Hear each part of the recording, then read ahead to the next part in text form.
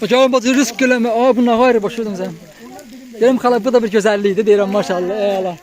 Allah hakkı adam rey açıldı emelli başta. Zaman dersin hemişe şattığa yığılaştı daimından sonra. Amin. Maşallah bu ocaqda, bu həyatda nələr görməmişik. Allah bunu var eləsin. Bu maşallah baba ocağıdır. Allah var eləsin. Rasim dayı da Allah can sağlığı versin. İnşallah da versin. Buraya elə bir söz həyatında Allah haqqı.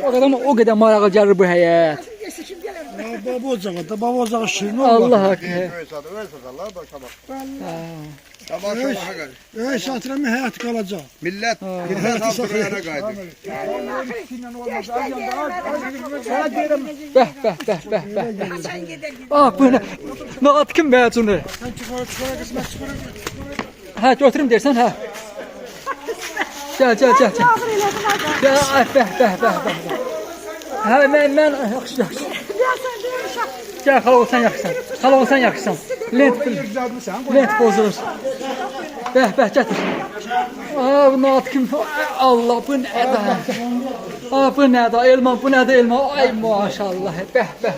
Acayip elma yapmış bunu hocam. Gəl, elma. İsmail. Gəl. Hə, bu.